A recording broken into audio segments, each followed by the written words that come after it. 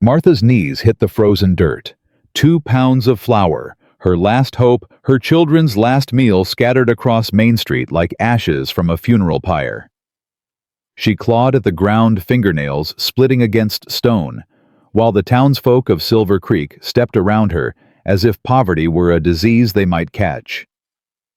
8 children waited in a dugout 5 miles away. 8 children who hadn't eaten in 3 days.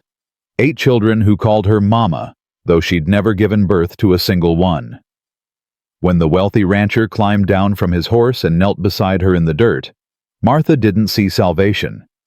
She saw another man who wanted something. She was wrong about Caleb Thornton, but she was right to be afraid because someone else was watching, someone who'd been hunting her for 6 long months. If you want to know what happened when the truth finally came out, stay with me until the very end. Subscribe now and tell me in the comments what city you're watching from. I want to see how far this story travels. Get up. Martha kept scraping at the dirt. Flour mixed with dust. Dust mixed with horse droppings. Gone. All of it gone. I said, get up, woman. You're making a spectacle. She knew that voice. Sheriff Bill Dawson. The same man who'd told her last week that widows without means had no business in a proper town. My flour. Ain't flour no more. It's dirt. His boot appeared next to her hands. Now get up before I arrest you for disturbing the peace. Martha rose slowly. Her knees ached. Her hands bled. But she kept her chin level and her eyes dry. She would not cry. Not here. Not in front of him. There's no peace to disturb, Sheriff. Just a woman who lost her groceries. Lost 'em or couldn't pay for 'em. I paid. Every cent I had. Dawson spat tobacco juice near her worn boots. Every cent. And how much was that? 50 cents a dollar? Enough for 2 pounds of flour. 2 pounds. He laughed. 2 pounds to feed how many mouths? 8, 9 I lose count of all them strays you collected. 8 children, Sheriff. 8 orphans whose parents died in the fever. Ain't your children, though. They're mine now. That's so. Dawson stepped closer, close enough that she could smell the whiskey on his breath. Funny thing about children that ain't yours, Mrs. Holloway. The law don't see 'em as yours neither. And Reverend Pearson's been talking. Says them young'uns need proper Christian homes, families who can provide. Martha's blood went cold. The Reverend has no right. The Reverend has every right. This is a God-fearing town. We look after children here. Dawson smiled. It didn't reach his eyes.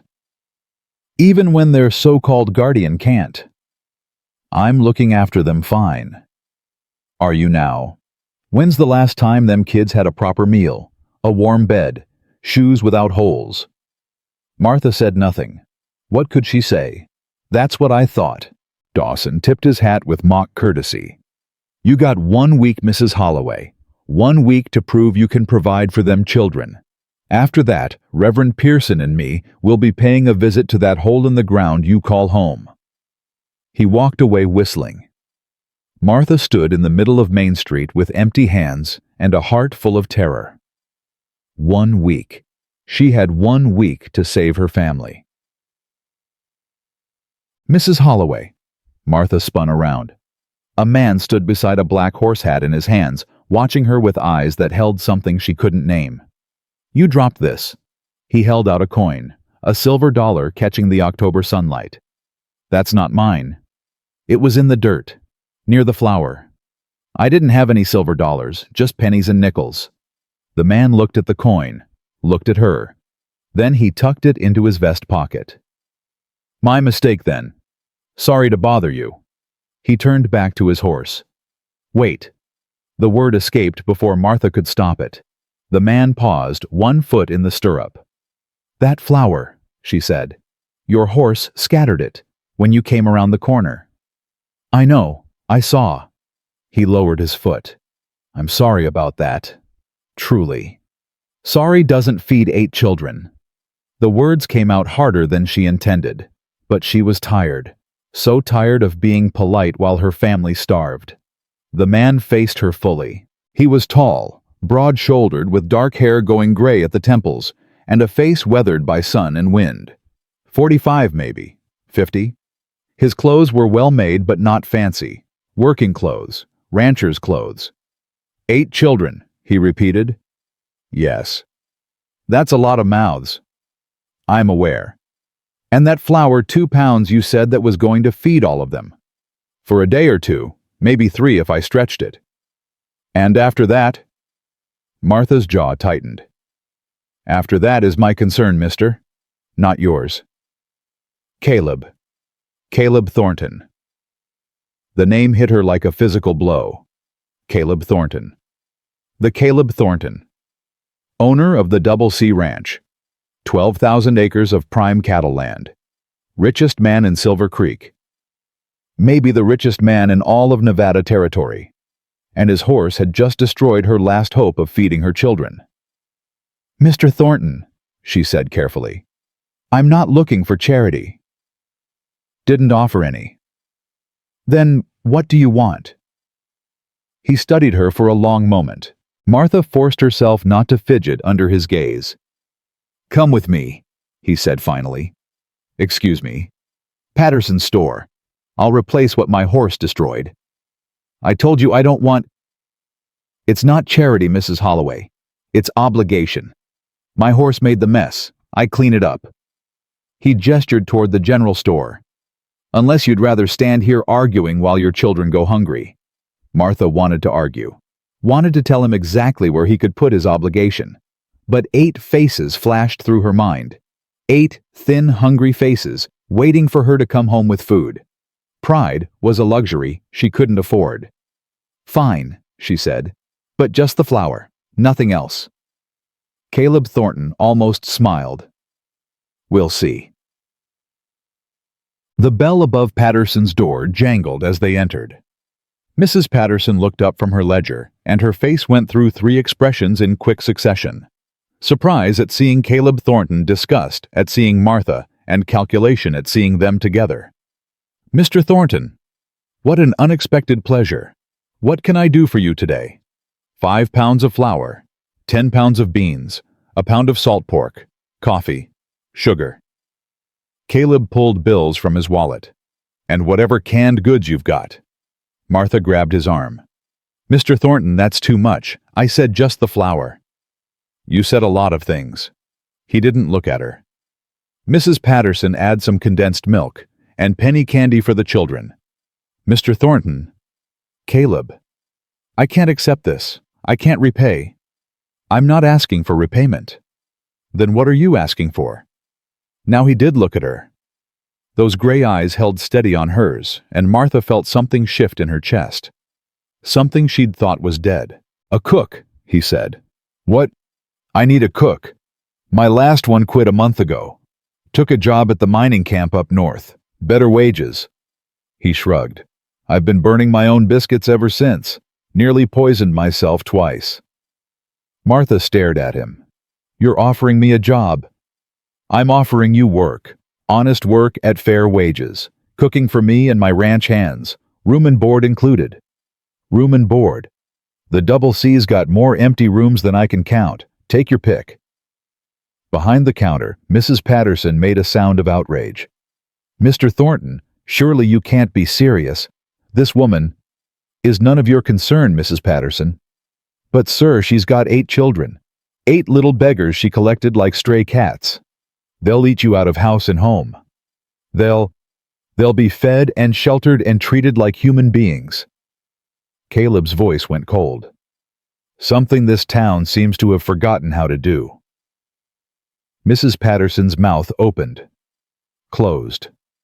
Opened again. I'm just trying to warn you, Mr. Thornton. That woman's got secrets. Nobody knows where she came from. Nobody knows why she's really here. And taking in all them orphans like she did, it ain't natural. It ain't Christian. Seems pretty Christian to me, Caleb said quietly. Feeding the hungry, sheltering the homeless. Whatever you do unto the least of these. Mrs. Patterson flushed red. That's not what I meant. I know exactly what you meant. Caleb gathered the packages she'd assembled. "Put it on my account. We're done here." He walked out. Martha hurried after him. On the boardwalk, Martha caught his sleeve. "Mr. Thornton." "Caleb." "Caleb, why are you doing this? You don't know me. You don't know anything about me." "I know enough." "No, you don't." Martha took a breath. "There's things you should know. Before you offer me work. Before you let me anywhere near your home. Such as, those 8 children. They're not mine, not by blood. Their parents died in the fever outbreak last spring, all of them. 8 children left alone in the world. I know. And I took them, without asking anyone's permission, without going through proper channels. I just took them. Why?" The question was simple. The answer wasn't. "Because I couldn't leave them," Martha said finally. The orphan trains were coming. They would have been separated, sent to strangers in different states. Some of them are siblings, Mr. Thornton. Brothers and sisters. I couldn't watch them torn apart. So you took them. So I took them. All 8, and I've been running ever since. Caleb was quiet for a moment. "Running from what?" Martha's heart stopped. "The authorities. The orphan train people. Anyone who might take them away." It wasn't a lie, not entirely, but it wasn't the whole truth either. Caleb studied her face. Martha kept her expression neutral, praying he couldn't see the fear beneath. "All right," he said. "All right. 8 children, not yours by blood, running from folks who want to take them." He picked up the packages and headed for his wagon. "Anything else I should know?" Yes, Martha thought. There's a man hunting me, a man who won't stop until he finds me, a man who'll destroy everything and everyone I love. But she couldn't say that. Not yet. Maybe not ever. "No," she said. "Nothing else." "Then let's go get your family." The wagon ride took 2 hours. Caleb didn't talk much, asked a few questions about the children, names, ages, temperaments, but mostly just drove in comfortable silence. Martha found herself studying his profile against the setting sun. Strong jaw, straight nose, a small scar above his left eyebrow. Hands that held the reins with easy confidence. "You're staring," he said without looking at her. Martha flushed. "Sorry, I'm trying to figure you out." "Nothing to figure out." A wealthy rancher offers a stranger workroom board and takes in 8 children he's never met. There's plenty to figure out. "Maybe I'm just a good Christian." "Are you?" Caleb was quiet for a long moment. "I was married once," he said finally. "Rachel, prettiest girl in California. We came out here to build something. A ranch, a family, a life. What happened?"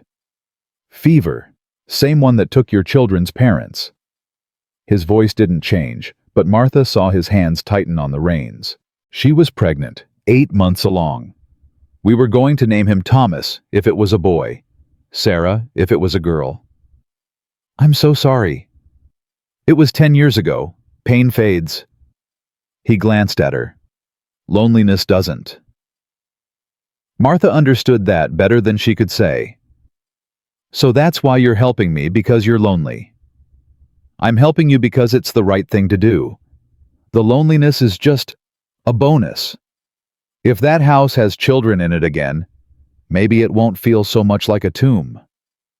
They rode in silence after that. The dugout looked even worse than Martha remembered. A hole in the ground with a canvas roof, walls of packed earth that let in wind and rain and cold, a chimney pipe that smoked more than it heated. Home. "Mama?" The canvas flap flew open and children poured out like water from a burst dam. Samuel reached her first 8 years old, all elbows and energy. "Mama, you're back. Did you bring food? We're so hungry, Mama." Grace tried to make soup from the last potato, but it just tasted like water, and Thomas said, Breathe, Samuel. Grace appeared in the doorway. 14 years old, but her eyes were older. She looked at Caleb with immediate suspicion. Who's he? This is Mr. Thornton. He's offered us help. What kind of help? Caleb stepped forward. He didn't tower over Grace. She was tall for her age, but he had presence. Quiet authority. Work for your mother, he said. A place to live, food, safety. What's the catch? Grace, Martha warned. No, she's right to ask. Caleb crouched down so he was eye level with the girl. The catch is, you'd have to put up with my cooking until your mother takes over. And I'm warning you, it's terrible. Last week I made something that was supposed to be stew. Even the dogs wouldn't touch it.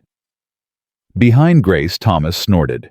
10 years old, serious as a preacher, but he couldn't hide that almost smile. Dogs wouldn't touch it, Samuel asked wide-eyed. Ran away howling. I think they're still running. That's the saddest thing I ever heard, mister. It really is. I could starve any day now.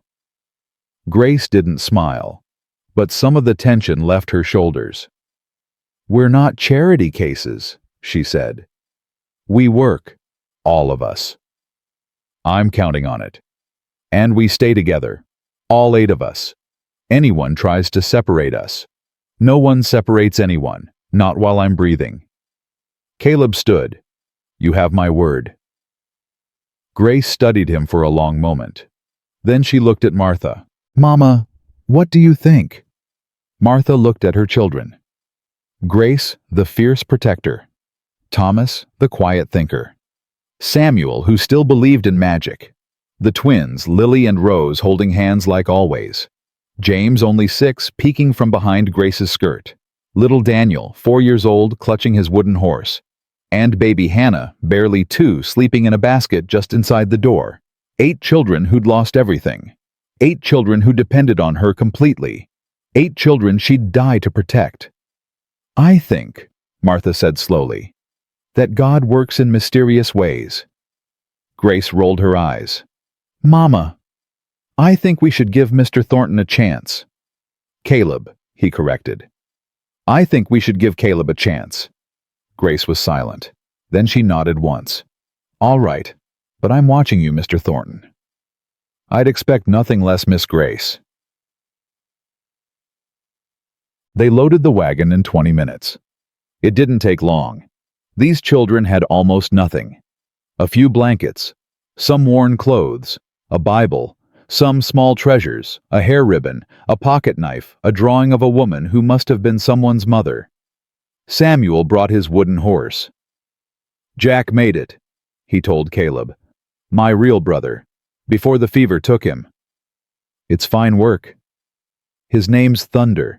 Jack said someday I'd have a real horse. Samuel's voice dropped. Then he got sick. I've got horses at the ranch, a whole stable full. You can meet them tomorrow. Samuel's eyes went huge. Real horses. Real horses. You can brush them, feed them, maybe even ride them someday. Mama, did you hear? I heard, sweetheart. We'll see. But Martha was smiling.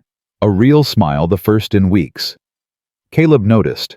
Something in his expression softened. Ready? He asked.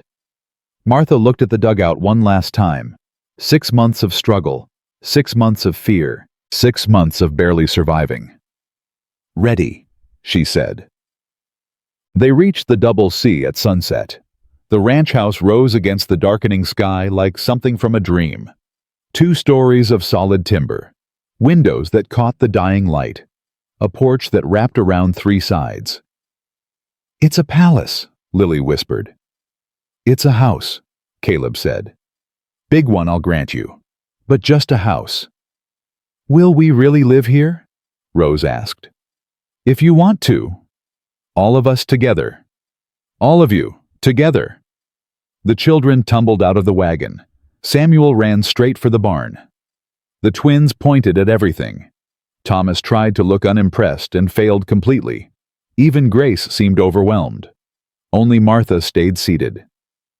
You all right? Caleb asked. I keep waiting to wake up. It's not a dream, Mrs. Holloway. Martha. Martha. He offered his hand. Welcome home. She took it. His grip was warm and strong and real. Welcome home. When was the last time anyone had said those words to her? That night, after the children were fed and bathed and tucked into real beds with real mattresses, Martha stood on the porch and watched the stars emerge. 8 children safe and warm for the first time in months. A job, honest work that would let her provide. A home, more home than she'd had since... No, she wouldn't think about that. Not tonight. Can't sleep. Caleb appeared beside her, 2 cups of coffee in his hands. He offered her one. Too much to think about, Martha admitted. Good thoughts or bad ones? Both. They stood in comfortable silence, watching the night settle over the ranch. Thank you, Martha said finally. For everything. For the food and the job and all of it. I don't know how to repay you. Don't want repayment. Then what do you want? Caleb sipped his coffee. Same thing everyone wants, I reckon. To matter. To make a difference. To not die alone. That's a lot. Maybe. Or maybe it's not enough. He looked at her. You ever feel like your life's missing something? Like there's a hole in your chest where something important used to be? Martha's hand drifted unconsciously to her heart. Every day. Then you understand. Yes, she did. Caleb, there's things about me you don't know. Things about my past. I figured. Don't you want to know what they are? When you're ready to tell me, you will. He finished his coffee. Until then, you're Martha Holloway, mother of 8, cook at the Double C. That's enough. Martha felt tears prick her eyes. She blinked them back. You're a strange man, Caleb Thornton. Been called worse. I bet you have. He almost smiled. Get some sleep, Martha. Tomorrow's a new day. First day of your new life. He went inside, leaving her alone with the stars. New life. If only it were that simple. Because somewhere out there, a man was searching. A man she'd fled from 6 months ago. A man who believed he owned her body and soul. And when he found her, when not, if he would burn everything she loved to the ground. But that was tomorrow's terror. Tonight her children were safe. Tonight she had hope. And tonight, that was enough. Miles away in a saloon in Carson City, a man slammed a telegram down on the bar. Silver Creek, he said. She's in Silver Creek. The bartender glanced at the paper. That your wife, Mr. My property. The man smiled, and there was no warmth in it. She took what's mine and ran, but running's over now. He folded the telegram carefully, tucked it into his coat pocket. How far to Silver Creek? 2 days' ride, maybe 3. Then I'll be there in 2. He dropped coins on the bar and walked out into the night. Marcus Webb had been hunting his wife for 6 months. The hunt was almost over. The first week at the Double C passed like a dream Martha was afraid to trust. She woke before dawn each morning, old habits dying hard, but instead of cold dirt floors, her feet touched solid wood. Instead of wind whistling through canvas, she heard only the creak of a settling house and the distant lowing of cattle. Mama! Samuel appeared in her doorway, wooden horse clutched to his chest. What is it, sweetheart? I had the dream again. The bad one. Martha opened her arms, and Samuel ran to her, burying his face against her shoulder. She held him tight, feeling his small body tremble. The fever dream. He nodded against her neck. Jack was there. He was calling for me, but I couldn't find him. I kept running and running, but he was always somewhere else. Jack's in heaven now, baby. He's not lost anymore. I know, but I still hear him sometimes. Martha pressed a kiss to his hair. I hear them too, all of them. That's not a bad thing, Samuel. It means we remember. It means they're still with us. Mr. Thornton lost people too, he told me. He did. Yesterday, in the barn. Samuel pulled back, wiping his eyes. He said his wife died. And his baby. He said sometimes he still hears them in the house. Martha's heart clenched. What else did he say? He said the missing never goes away, but it gets easier to carry. Like a heavy rock you learn to hold different so it doesn't hurt as much. Out of the mouths of babes, or out of the mouth of a lonely rancher who understood loss better than most. Mr. Thornton's a smart man, Martha said. I like him, Mama. Can we keep him? Martha laughed despite herself. He's not a stray puppy, Samuel. I know, but can we? Before Martha could answer, the breakfast bell rang from downstairs. Samuel's face transformed instantly. Bacon, I smell bacon. He was gone before Martha could blink, thundering down the stairs like a small stampede. Martha dressed quickly and followed, finding the kitchen already in chaos. The twins were fighting over who got to set the table. Thomas was reading at his seat, ignoring everyone. James had somehow gotten jam on his forehead. Baby Hannah was banging a spoon against her high chair with gleeful abandon. And in the middle of it all stood Caleb Thornton, looking utterly bewildered. I just turned my back for 1 second, he said when he saw Martha. 1 second, and somehow the jam jar exploded. Jam jars don't explode, Mr. Thornton. Tell that to the jam. Grace appeared from the pantry, Daniel riding on her hip. James threw it at Thomas. Thomas ducked. I did not, James protested, jam dripping down his nose. Did too. I saw you. Tattletale. Enough. Martha's voice cut through the noise. Every child froze. James, wash your face. Thomas, put the book away. We don't read at meals. Lily Rose, finish setting the table. Grace, thank you for watching Daniel. Samuel, stop feeding bacon to yourself before everyone sits down. Samuel, caught mid-chew, had the grace to look guilty. How do you do that? Caleb asked quietly. Do what? Make them all listen with one word. Practice. And the knowledge that if I don't establish order early, the day's lost. Martha tied on her apron. Now out of my kitchen, Mr. Thornton. You've done enough damage with that jam jar. I didn't. Out. He went, but not before she caught him smiling. It was a good smile, the kind that reached his eyes. Martha told herself not to notice, told herself it didn't matter.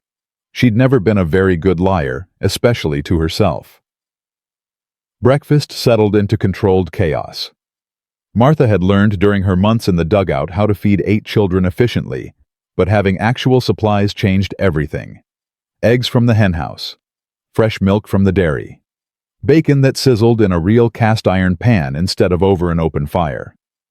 The children ate like they'd never seen food before, which Martha reflected grimly wasn't far from the truth. Slow down, she warned. The food's not going anywhere. But it's so good, Mama, Lily said through a mouthful of eggs. And there's so much of it, Rose added. There'll be more tomorrow, and the day after. You don't have to eat like it's your last meal. The words hung in the air. Every child at the table knew what it meant to wonder if a meal might be their last. Sorry, Mama, Lily whispered. Don't be sorry, sweetheart. Just trust. We're safe here. For how long? The question came from Grace. She'd been quiet all morning, watching everything with those 2 old eyes. What do you mean?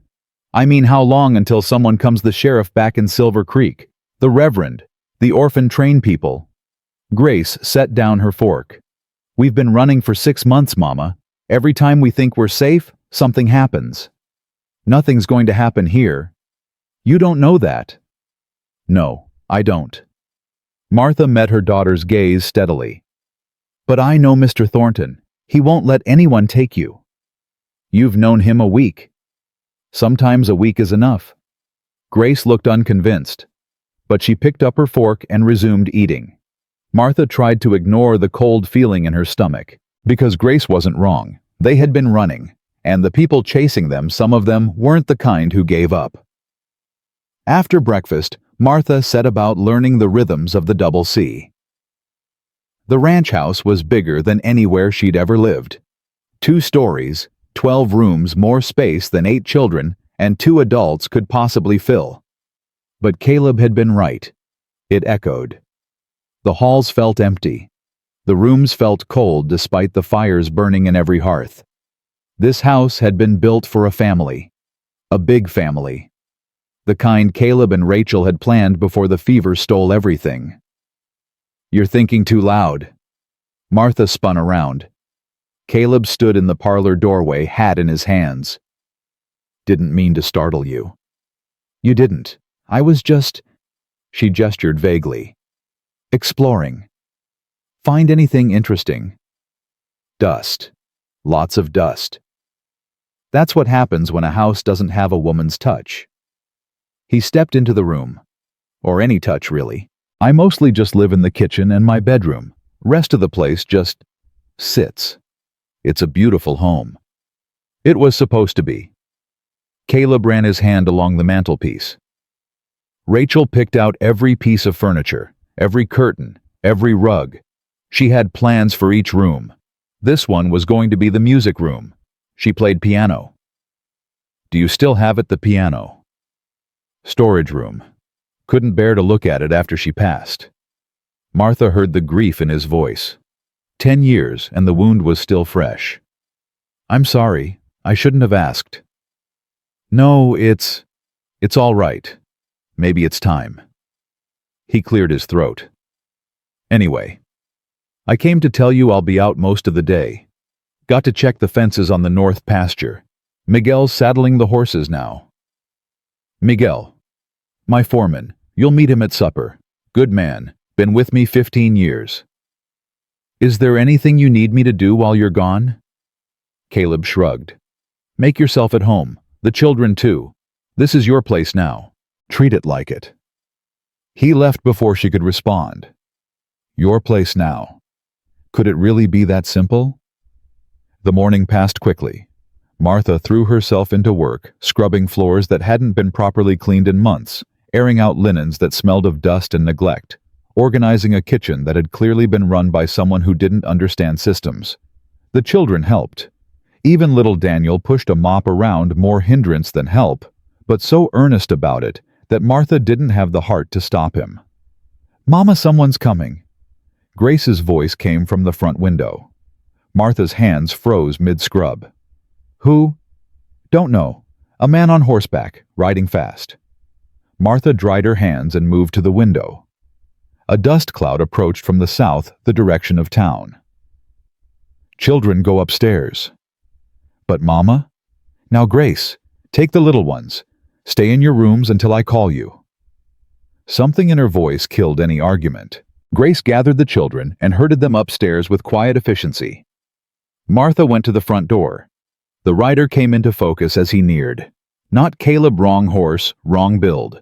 A younger man, maybe 30, with a deputy's star glinting on his chest. He pulled up at the porch steps, tipping his hat. "Ma'am, I'm Deputy Wilson from Silver Creek, looking for Mrs. Martha Holloway." Martha's heart hammered against her ribs. "I'm Martha Holloway." "Yes, ma'am. Got a message for you from Reverend Pearson." He held out an envelope. Martha took it with steady hands, though everything in her wanted to flee. "He wants a response, ma'am. Said to wait while you read it." Martha opened the envelope. The letter inside was brief and formal. "Mrs. Holloway, it has come to my attention that you have taken residence at the Thornton Ranch with 8 children who are not legally yours. As the spiritual leader of this community, I feel obligated to remind you that these children deserve proper Christian placement with established families who can provide for their moral and physical welfare. I will be paying a visit to the Double C Ranch on Sunday next to discuss this matter further. I trust you will make yourself available. In Christian Fellowship, Reverend Josiah Pearson." Martha read the letter twice. The words blurred together, but the meaning was clear. They were coming for her children. "Ma'am," the Reverend asked for a response. "Tell the Reverend." Martha's voice came out rough. She cleared her throat. "Tell the Reverend I'll be here." "That's all?" "That's all." The deputy looked like he wanted to say more, Instead, he just nodded, turned his horse, and rode back the way he came. Martha stood on the porch until he disappeared from sight. Then she went inside, closed the door, and let herself shake. "Mama!" Grace stood at the top of the stairs, the other children clustered behind her. "It's all right, baby. Just a message from town." "I saw your face, Mama. It's not all right." No, it wasn't. "The Reverend's coming to visit. Sunday." Grace's expression hardened. "He wants us. He wants to talk. He wants to take us away, split us up, send us to strangers." Grace descended the stairs slowly. "That's what they always want." "That's not going to happen. You said that before, in Missouri, and in Kansas, and in Colorado. This is different." "How?" "Because this time we're not alone." Grace stopped at the bottom of the stairs. "Mr. Thornton, he gave us his word. No one separates this family. He's just one man, Mama. One man with 12,000 acres and the respect of everyone in the territory." Martha reached out, cupping her daughter's face. "I know you're scared. I am too. But we can't keep running forever. Eventually we have to stand and fight. And if we lose, then we lose together. But we won't lose Grace. Not this time." Grace studied her mother's face. Whatever she saw there must have satisfied her, because she nodded slowly. "Okay, Mama, I trust you." Martha pulled her into a hug, holding tight. She prayed she was worthy of that trust. Caleb returned at sunset, dusty and tired but satisfied with the day's work. Martha met him at the door with coffee and the letter from Reverend Pearson. He read it in silence. His jaw tightened with each line. "Sunday," he said. "Yes. That's 4 days." "I know." Caleb looked up at her. "What do you want to do?" "I don't know. Run, maybe. That's what I've always done before. And now I'm tired of running." Martha took a breath. These children need stability. They need to know they have a home that can't be taken from them. If I run every time someone threatens us, they'll never feel safe. No, they won't. Caleb folded the letter and tucked it into his pocket. "Then we don't run. We fight. You think I'm going to let some Bible-thumping busybody walk onto my land and take children from my home?" Caleb's voice went hard. "He wants a meeting, fine. He can meet me." "Caleb, you don't have to." "Yes, I do." He met her eyes. "I told those children no one would separate them while I'm breathing. I meant it." "Why, you barely know us." "I know enough." He paused. "I know that boy Samuel talks to his wooden horse every night before bed, telling it about his day. I know Grace checks every lock in the house before she sleeps. I know Thomas is reading his way through my library like he's afraid it might disappear. I know the twins hold hands when they're scared, which is most of the time." His voice softened. "I know you haven't slept through a single night since you got here. I hear you pacing the halls at 2 a.m. I know you check on each child at least twice before dawn." Martha's eyes burned. "You notice too much." "Maybe. Or maybe I finally have something worth noticing." He touched her arm just briefly. "Let me help, Martha. Let me fight beside you."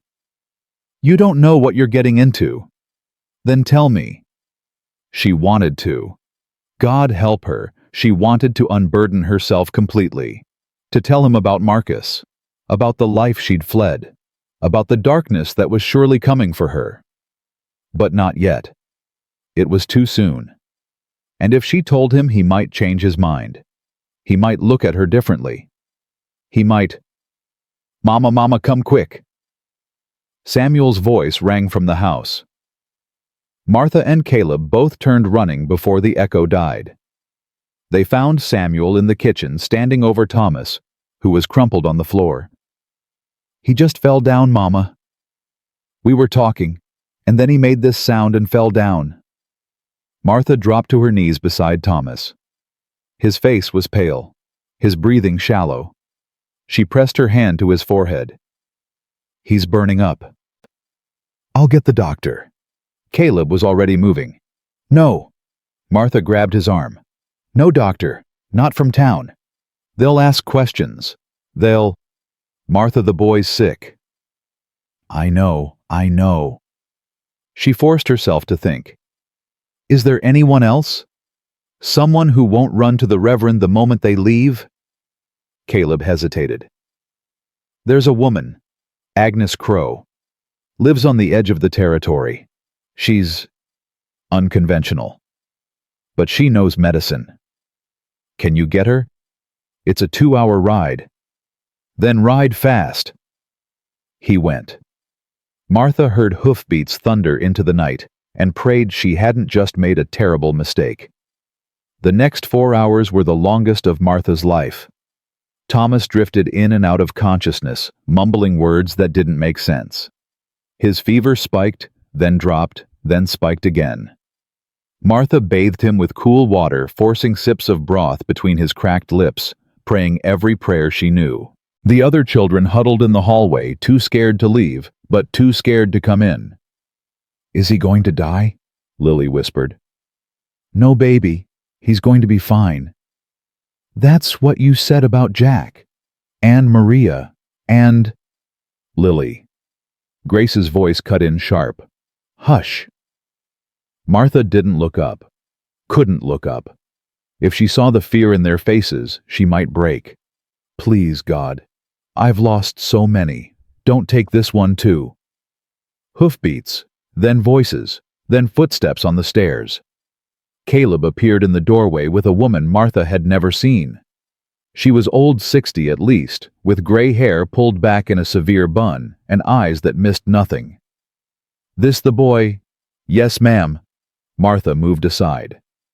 Agnes Crow knelt beside Thomas, pressing her hand to his forehead, his neck, his chest. She pried open his eyelids, examined his tongue, checked his pulse. How long has he been sick? He was fine at supper, started feeling poorly around 8, collapsed maybe an hour ago. Any vomiting diarrhea? No. Rash? I don't know. I didn't check. Agnes pulled back Thomas's nightshirt. Martha's heart stopped. Red spots dotted his chest. Small, angry, unmistakable. Scarlet fever, Agnes said grimly. Martha's vision went white. No. Scarlet fever had taken her husband, had taken Thomas's parents, had taken Jack and Maria and the Hendersons and half the homesteaders in Missouri. Are you sure? I've seen enough of it to be sure. Agnes opened her bag.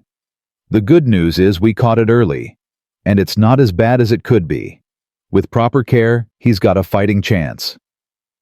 And the other children? Agnes looked at Martha directly. Have they all been exposed? We live in the same house, eat the same food. Of course they've been exposed. Then we watch and wait. Some might develop symptoms, some might not. No way to know until we know. She began pulling out bottles and pouches, mixing something in a cup. This will bring the fever down. He needs to drink it every 4 hours.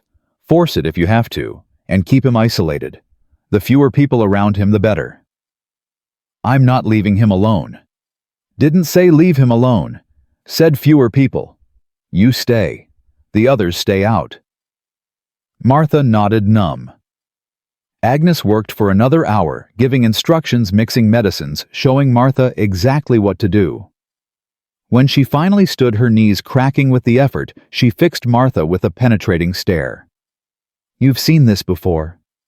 Yes. Lost people to it. Too many. Then you know the next few days are critical. If the fever breaks by Thursday, he'll live. If it doesn't... Agnes didn't finish the sentence. She didn't need to. Caleb walked her out. Martha heard them talking on the porch, voices low and urgent. Then Caleb came back. He stood in the doorway watching her smooth Thomas's hair.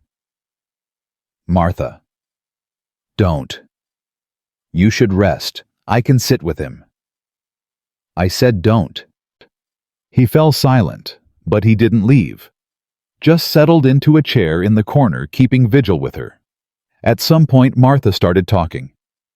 My husband died of scarlet fever 2 years ago. I watched him fade over 3 days. Watched the life leave his eyes inch by inch. Her voice was hollow. A week later, the fever came for the homesteads. Parents, children, whole families. Within a month, half the people I knew were dead. I'm sorry. Don't be sorry. Be useful. She looked at him. These children, they lost everyone too. That's why I took them. Because I knew what it was like to lose everything. I couldn't let them face that alone. You're a good woman, Martha. I'm a desperate woman. There's a difference. No, there isn't. Thomas stirred, moaning.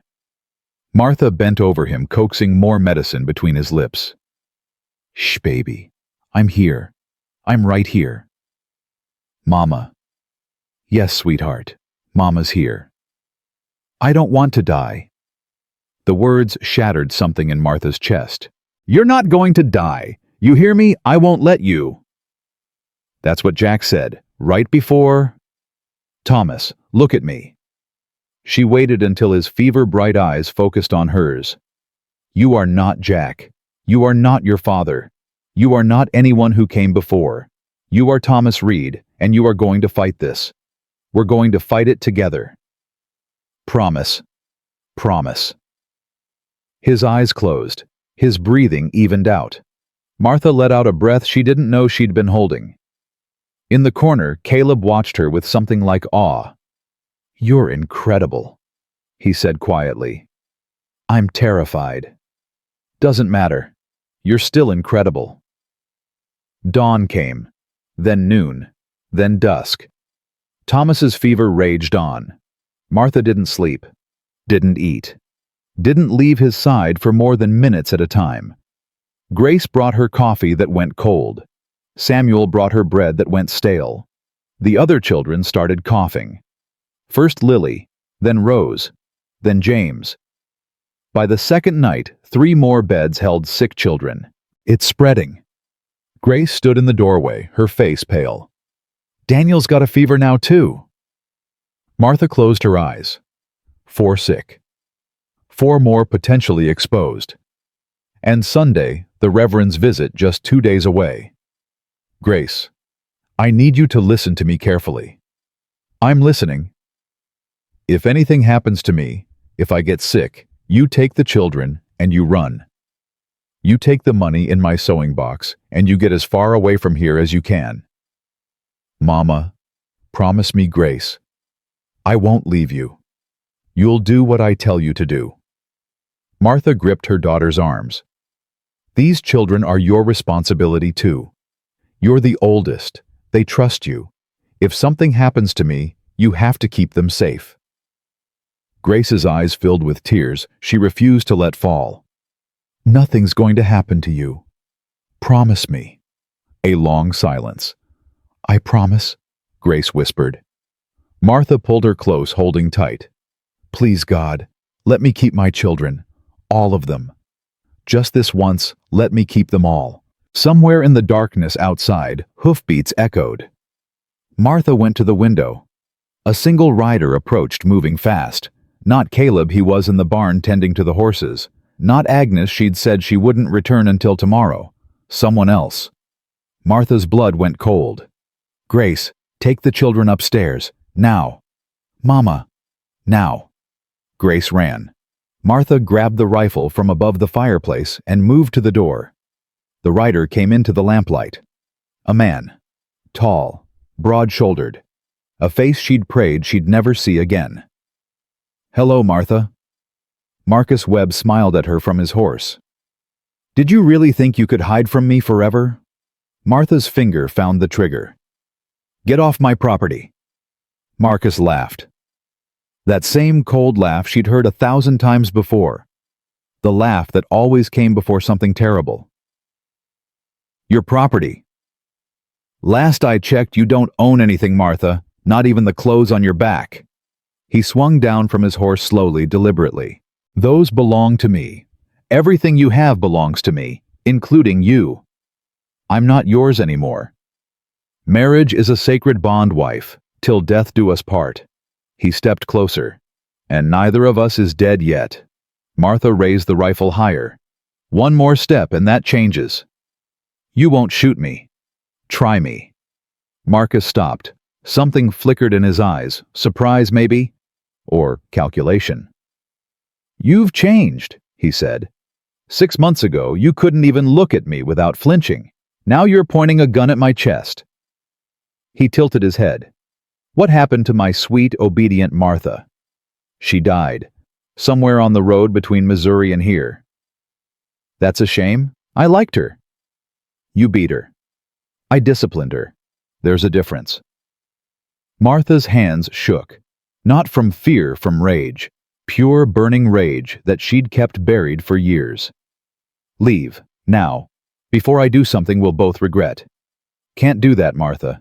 See, I've spent 6 months tracking you down. 6 months of cold trails and dead ends, and people who couldn't seem to remember seeing a woman with 8 children. He smiled. 8 children who aren't even yours, by the way. The law's got interesting things to say about that. Those children are mine. The courts might disagree. Woman stealing children from their rightful guardians, dragging them across state lines, living in sin with some rancher she just met. I'm not living in sin with anyone. That's not what it looks like from here. Marcus glanced at the house. Big place, rich man, widow with nothing to her name. I can do the math, Martha. You don't know anything. I know enough. His voice hardened. Here's how this is going to work. You're going to put down that rifle. You're going to come with me quietly. And those children, well, I've already made arrangements. Martha's blood froze. What arrangements? Reverend Pearson's a reasonable man, very concerned about the welfare of orphans. We had a nice long talk about proper Christian placement. Marcus shrugged. Turns out there are families all over the territory who'd love to take in a child or two. Good families. Families who can pay for the privilege. You're selling them. I'm finding them homes. There's a difference. You sick evil. Careful, wife. That's no way to talk to your husband. The barn door opened. Caleb stepped out, silhouetted against the lantern light. Everything all right out here? Marcus turned. For a moment, the two men sized each other up. You must be Thornton, Marcus said. I've heard about you. Big rancher, lots of money, lots of influence. He smiled. Also heard you've got a soft spot for strays. Who are you? Marcus Webb, Martha's husband. Caleb looked at Martha. She saw the question in his eyes, the confusion, the betrayal, the sudden doubt. He's not my husband, Martha said. Not anymore. The law says different.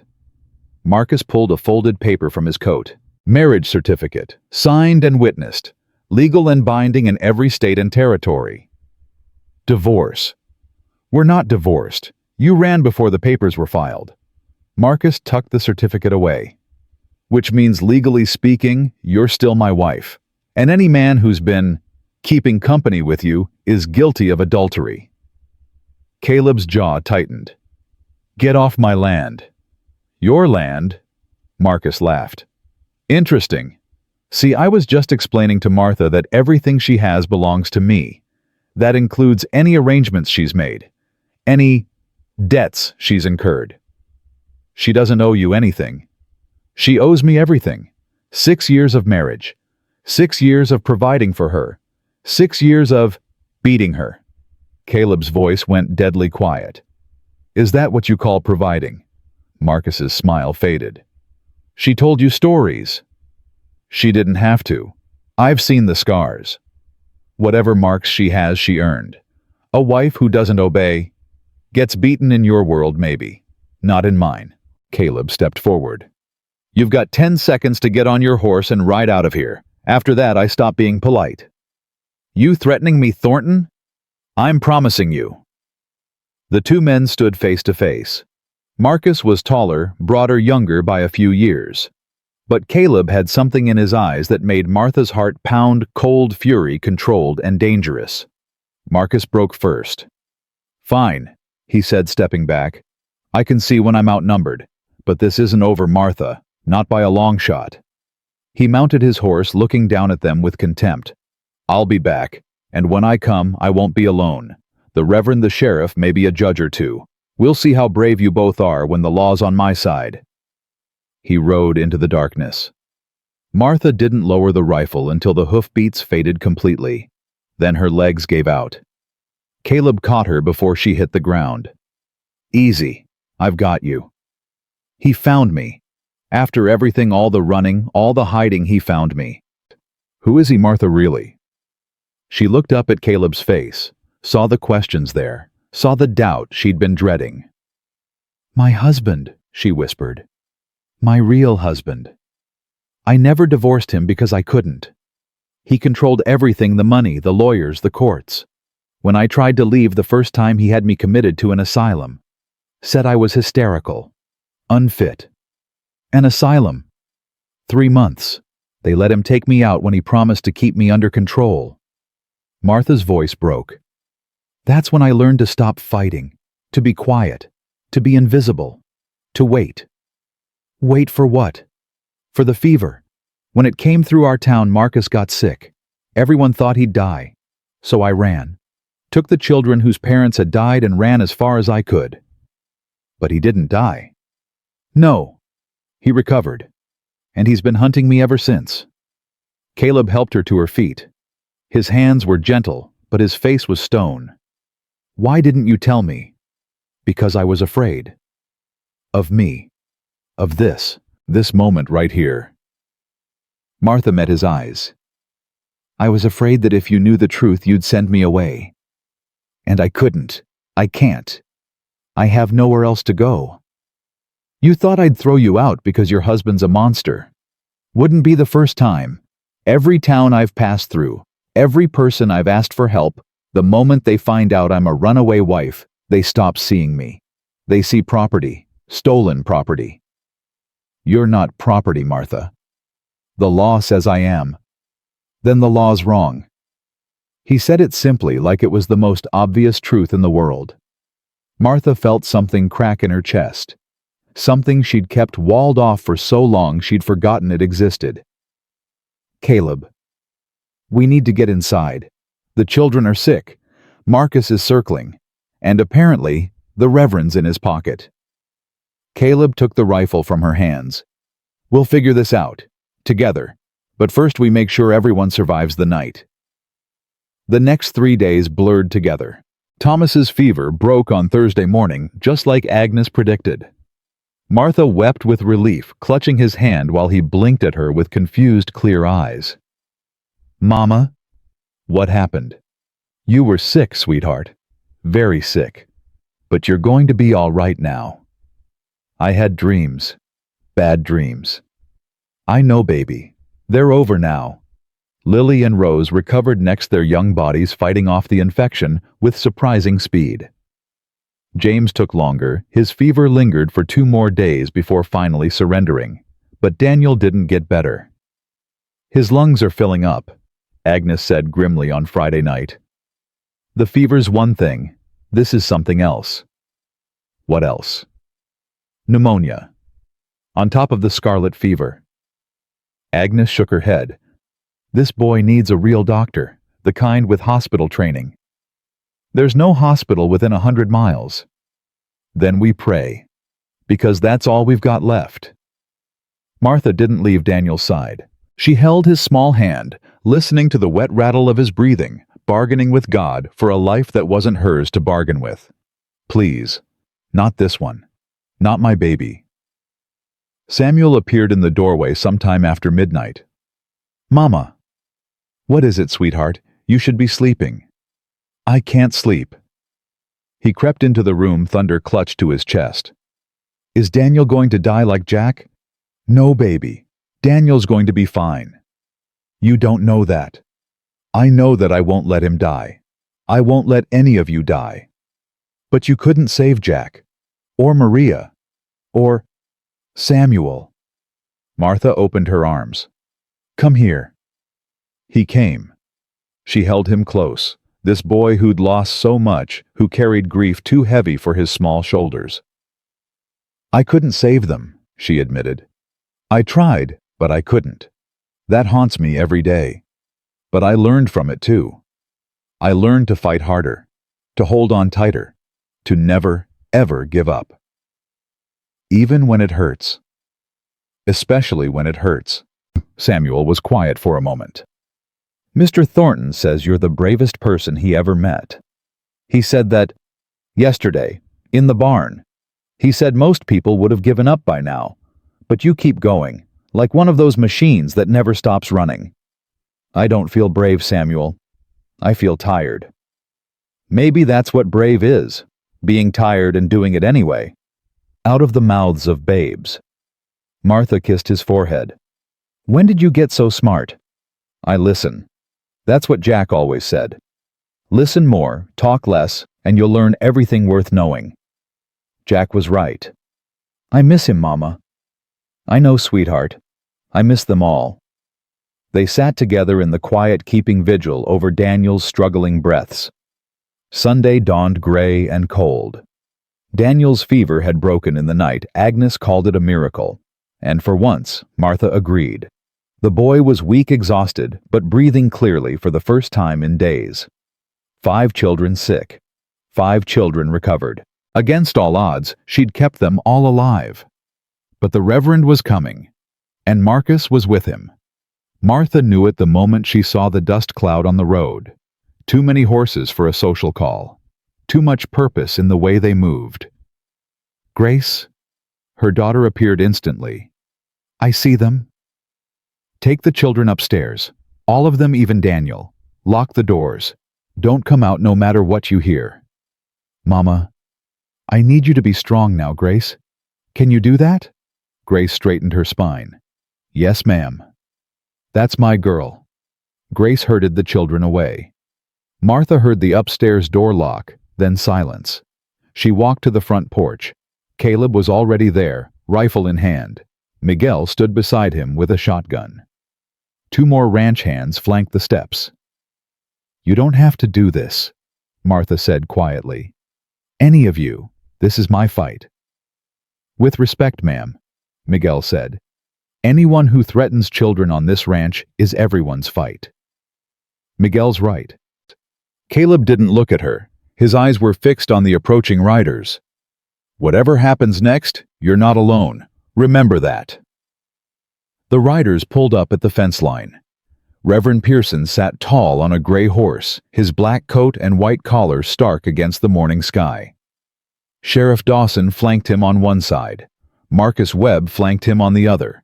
And behind them, 4 more men Martha didn't recognize. Hard-faced men with guns on their hips. "Mr. Thornton," the Reverend's voice carried across the yard. "We're here on official business. I trust there won't be any unpleasantness." "That depends on what business you're referring to." "The children. 8 orphans currently residing in your home under the care of Mrs. Webb." "Her name is Holloway." "Her name is Webb. She's a married woman who abandoned her lawful husband and fled across state lines with children who don't belong to her." Pearson's voice dripped with righteous certainty. "We're here to correct that situation. Those children aren't going anywhere." "I'm afraid that's not your decision, Mr. Thornton." Sheriff Dawson urged his horse forward. "I've got papers here. Legal papers. Signed by a judge in Carson City. Those children are to be remanded to proper custody pending an investigation into Mrs. Webb's fitness as a guardian." Fitness. Martha stepped forward. "I've kept those children alive for 6 months. Fed them, clothed them, protected them. What exactly makes me unfit?" "You're a runaway wife," Marcus said. "A thief. A kidnapper." "I'm a mother." "You're nothing." Marcus's mask slipped, revealing the cold fury beneath. "You're property that forgot its place. But that ends today." "Martha." Caleb's voice was low warning. "Don't." "Don't what?" "Don't defend myself. Don't stand up for my children. Martha walked down the porch steps, placing herself between the riders and the house. Go ahead, Reverend. Tell me what kind of proper custody you have in mind. Tell me which families are waiting to buy those children. Pearson's face flushed. I don't know what you're implying. I'm implying that my husband made you a deal, children for money, Christian charity with a price tag. Martha looked at each man in turn. How much is a child worth these days? $50, $100 more, if they're young and healthy. That's slander. It's the truth. Enough. Sheriff Dawson dismounted. Mrs. Webb, I'm ordering you to step aside. We're taking those children, and we're taking you into custody for questioning. On what charge? Child endangerment, abandonment of marital duties, theft of marital property. I'm not property. The law says different.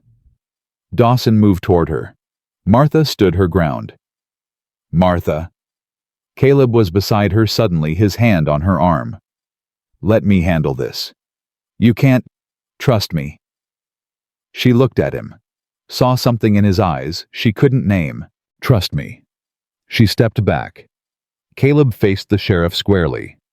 Bill, we've known each other 15 years. You stood up at my wedding. You carried Rachel's coffin when she died. His voice was steady.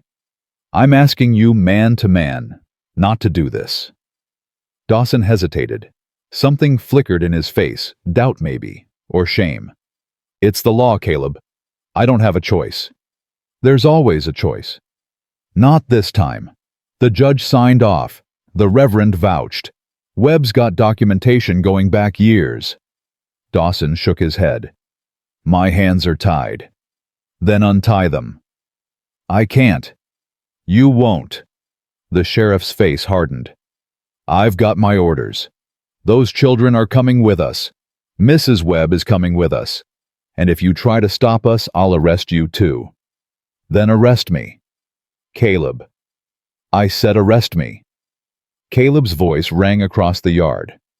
Put me in chains. Throw me in your jail. But know this, every rancher in this territory respects me.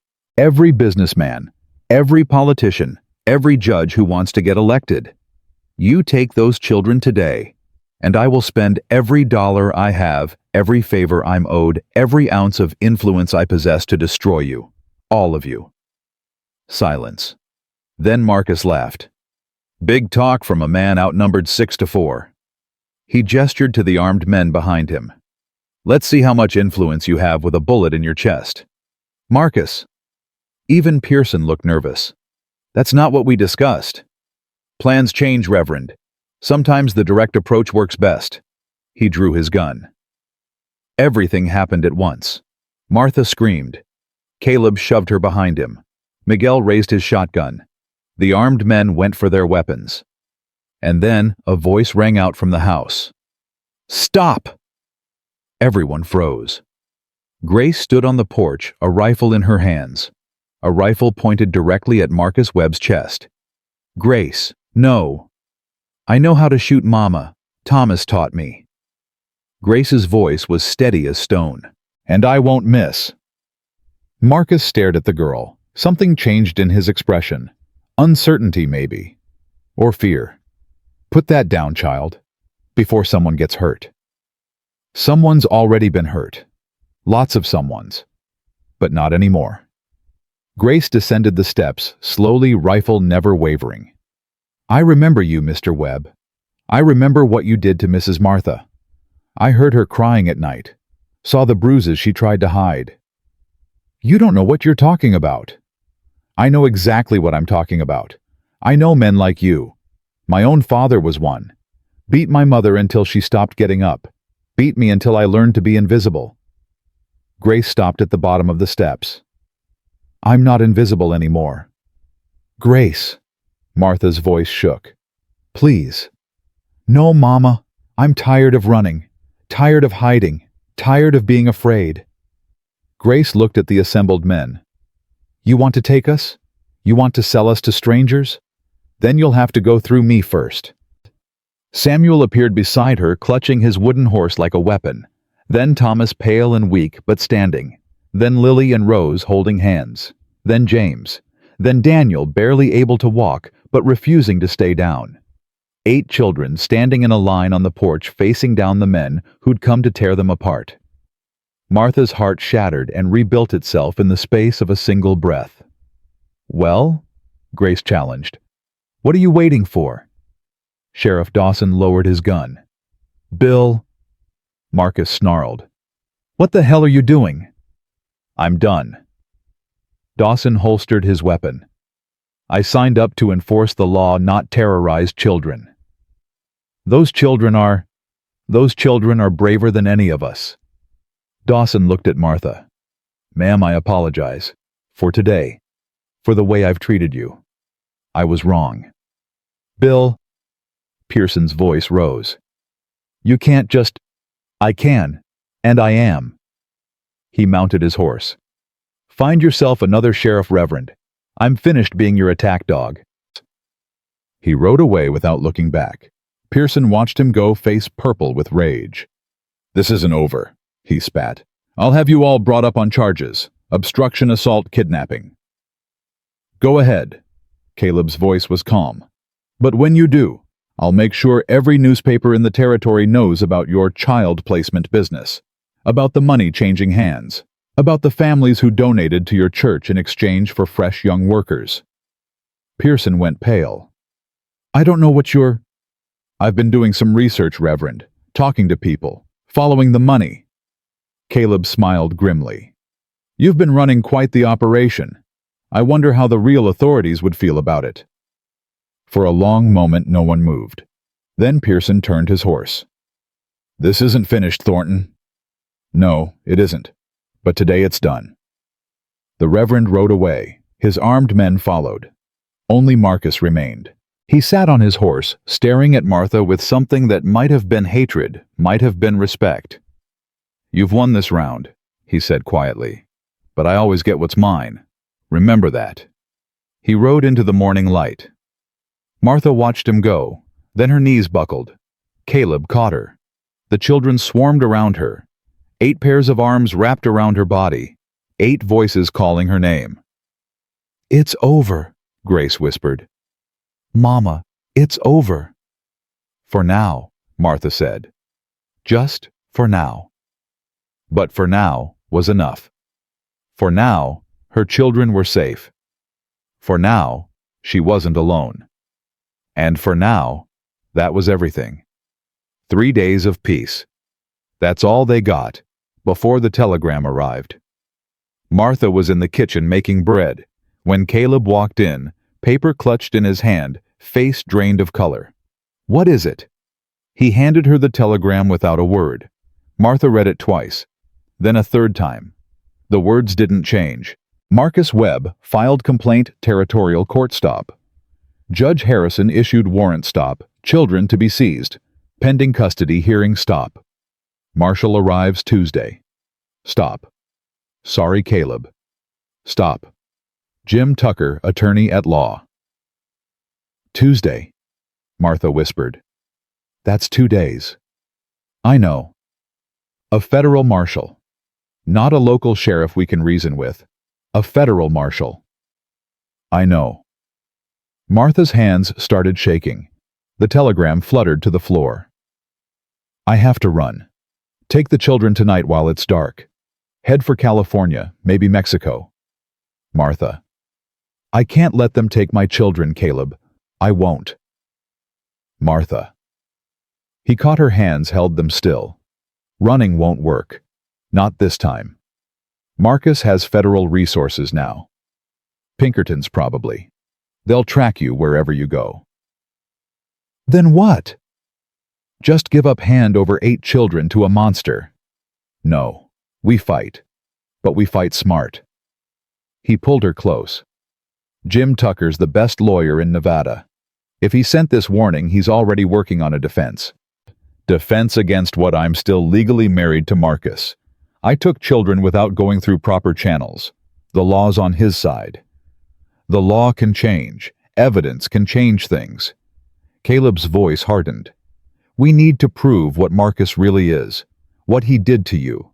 What he planned to do with those children. How? It's his word against mine. Then we find more words. Grace appeared in the doorway. She'd been listening. She always listened. The other families, she said quietly. The ones who adopted children through Reverend Pearson. If we can find them, find the children. They'd never talk. They paid money for those kids. They're complicit. Some of them might. Grace stepped into the kitchen. Some of them might be good people who thought they were doing the right thing, who didn't know the truth. Martha looked at her daughter, 14 years old but thinking like a general planning a battle. Even if we find them, we don't have time. Tuesday's 2 days away. Then we work fast. Caleb grabbed his hat. Miguel knows everyone in this territory. If there are families who took in Pearson's children, he'll know where to find them. And if they won't talk, then we make them understand what's at stake. Caleb paused at the door. Get the children ready for travel. We might need to move fast. Where? Anywhere that isn't here when that marshal arrives. He was gone before Martha could argue. She looked at Grace. You heard him. Get everyone ready. Mama. Grace hesitated. What if this doesn't work? Then we do what we've always done. We survive. But even as she said it, Martha wondered if survival would be enough this time. Miguel returned within hours. Found 3 families, he reported, spreading a rough map across the kitchen table. Henderson Ranch, 20 miles east. They took in a boy about 2 years ago. Said Reverend Pearson arranged it. Did they pay? $200. Called it a donation to the church's charitable works. Martha felt sick. What about the others? Wilkins Farm, 15 miles north. They have 2 girl sisters, and the Garrett place near the foothills. They took a baby last spring. A baby. 6 months old when they got him. Parents died in a mining accident. Pearson said he'd found a loving Christian home. Caleb studied the map. We can't visit all 3 in 2 days. Not if we want to get back before the marshal comes. Split up, Grace suggested. You and Mama take one. Miguel takes another. I can... No. Martha's voice was firm. You're staying here with the children. But Mama... This isn't up for discussion. If Marcus comes while we're gone, I need you here, protecting your brothers and sisters. Grace wanted to argue. Martha could see it in her eyes, but she nodded. Fine. But if something happens, I'm not just hiding. I know you're not. That's why I trust you. They rode out at dawn. Martha and Caleb took the Henderson Ranch. 20 miles on horseback, pushing hard through cold October air. Tell me about Rachel. The question surprised her as much as it surprised him. Caleb glanced over his expression, unreadable. What do you want to know? Everything. Anything. Martha urged her horse forward. We might die in 2 days. I'd like to know the man I'm dying with. Something that might have been a smile crossed his face. She was kind. Kinder than anyone I've ever known. Saw the good in people even when they didn't deserve it. He paused. She would have liked you. You think so? I know so. She had a soft spot for fighters, for people who refused to quit no matter how bad things got. I've quit plenty of times. Running isn't quitting, Martha. Running's surviving. There's a difference. They rode in silence for a while. She wanted children, Caleb continued. Lots of them. Said a house wasn't a home without noise and chaos and muddy footprints on the floor. His voice roughened. We tried for 5 years before she finally conceived. Those 8 months were the happiest of my life. I'm sorry. Don't be. The pain's part of it. Can't have love without loss. Can't have joy without grief. He looked at her.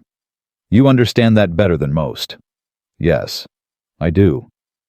Then you understand why I can't let Marcus win. Why I can't let those children be scattered to strangers. His jaw tightened. Rachel's dream was a house full of children. If I can save these 8, if I can give them a home, maybe that counts for something. Martha reached across the gap between their horses, touching his arm. It counts for everything, Caleb. Everything.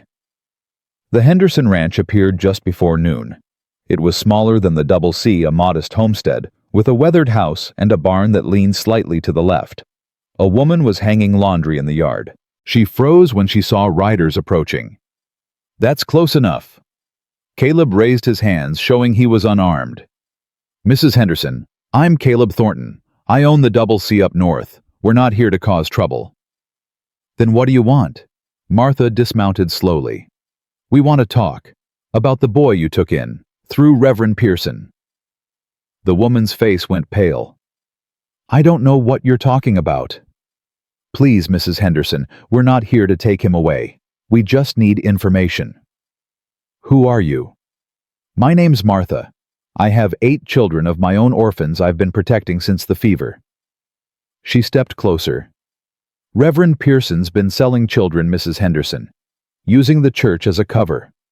I need to prove it before a federal marshal takes my family away. Mrs. Henderson's hand flew to her chest. Selling, no. That can't be right. The Reverend said he said Charlie's parents had died, that there was no family. That part might be true, but the money you paid, the donation, that wasn't charity. That was purchase. We never meant. Mrs. Henderson's voice broke. We just wanted a child. We couldn't have one of our own. The Reverend said he could help. Said there were so many orphans who needed homes. How much did you pay? $200, but it was for the church, for good works. Did you get a receipt? Yes. The Reverend gave us papers. Said they proved Charlie was legally ours. Can I see them? Mrs. Henderson hesitated. Then she nodded. Wait here. She disappeared into the house. Martha and Caleb exchanged glances. She didn't know, Martha said quietly. She really thought she was doing the right thing. Most people do. That's how men like Pearson operate. They use good intentions as cover. Mrs. Henderson returned with a folder of papers. Martha read through them quickly. This is a bill of sale, not an adoption certificate. A bill of sale, for a human child. What? Look. Martha pointed. Right here. Payment received for transfer of custody. This isn't a church document. This is a business transaction. Mrs. Henderson's face crumpled. Oh God. Oh dear God. What have I done? You loved a child who needed love. That's not a crime. Martha took her hand. But the man who sold him to you, that's a crime. And I need your help to prove it. What can I do? Testify, in court. Tell them exactly what happened, what the Reverend said, what you paid, what papers you received. But Charlie, if I testify, will they take Charlie away? Martha's heart ached. I don't know. I honestly don't know. But I do know that if we don't stop Pearson, he'll keep doing this. More children. More families who don't know the truth. Mrs. Henderson was silent for a long moment. Then she straightened her spine. I'll testify. Whatever it takes. Thank you. But promise me something. Mrs. Henderson's eyes were fierce. Promise me you'll fight for Charlie too. Fight for all of them. Every child Pearson sold. I promise. They rode hard for the Wilkins farm, arriving as the sun began its descent. The reception was different here. Mr. Wilkins met them with a shotgun. Get off my property. We just want to talk. I know why you're here. Word travels fast in these parts. He raised the gun. Those girls are mine now, legal and proper. No one's taking them. We're not trying to take them. Then what do you want? We want to stop the man who sold them to you. Wilkins hesitated. Sold? Reverend Pearson. The money you paid him. It wasn't a donation, it was a purchase price. You're lying. Am I? Do you have papers? Did the Reverend give you documentation? Wilkins's face flickered. Doubt. Fear. That's none of your business. It's everyone's business. Because Pearson's still doing it. still selling children to the highest bidder. And unless someone stops him, more families will be fooled. More children will be... Papa! A small voice from the doorway. A girl maybe 8 years old with dark hair and wide eyes. Papa, who are those people? Wilkins' whole demeanor changed. The gun lowered slightly. Go back inside, Sarah. Is something wrong? You look scared. I'm not scared. I'm just go inside, please. The girl looked at Martha. Something passed between them. Recognition, maybe. One survivor to another. Are you here to help? Sarah asked. I'm trying to. Good, because sometimes Papa wakes up at night, crying. He thinks I don't hear, but I do. Sarah looked at her father. He says he's sorry, over and over. Sorry for what Papa... Wilkins's face shattered. Go inside, Sarah, now. The girl obeyed, but the damage was done. Martha dismounted and walked toward Wilkins slowly. You knew, didn't you?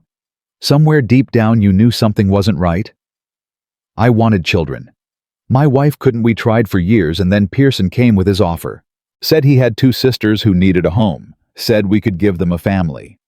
But the way he talked about them, like they were livestock, like they were... Wilkins's voice broke. I told myself it was just his manner, that what mattered was giving those girls a home. And now I wake up every night wondering if I bought human beings. Wilkins finally lowered the gun. What do you need from me? Your testimony, and any papers Pearson gave you. If I testify, they'll take Sarah and Emily away. Maybe. Or maybe your testimony saves them. Proves you were a victim too. Martha touched his arm. These girls love you. Anyone can see that. That's not going to change because of what Pearson did. Wilkins wiped his eyes roughly. I'll testify. But I want your word you'll fight for them too. I already promised someone else the same thing. One more promise won't hurt. They gathered what evidence they could, papers, receipts, a written statement from Wilkins. The Garrett place would have to wait. They were out of time. As they rode back toward the Double C, Caleb was unusually quiet. What is it? Just thinking. About how easy it would have been to be one of them. The Hendersons, the Wilkins. Good people who wanted something so badly, they ignored the warning signs. He looked at her. I've been alone so long, Martha. If Pearson had come to me with an offer, children who needed a home, I might have taken it.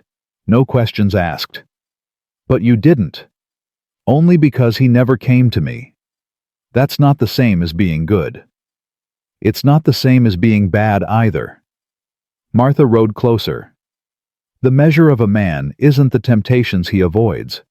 It's what he does when he sees wrong being done. And what am I doing, really hiding a runaway wife and 8 stolen children? You're standing up. When everyone else looked away, you stood up. She reached for his hand. That's not nothing, Caleb. That's everything. He held her hand tight. They rode the rest of the way in silence. But it was a different kind of silence now, the kind that said more than words ever could. The ranch was dark when they arrived. Too dark. Something's wrong. Martha's blood went cold. The lights should be on. The children... Caleb spurred his horse forward. Martha followed, heart pounding. The front door hung open. Grace, Samuel. Anyone. Silence.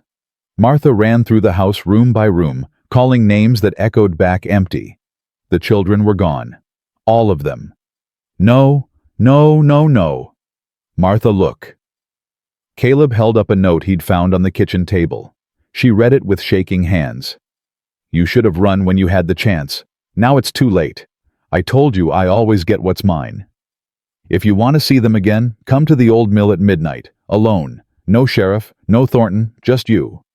Or I start sending pieces. Martha's vision went red.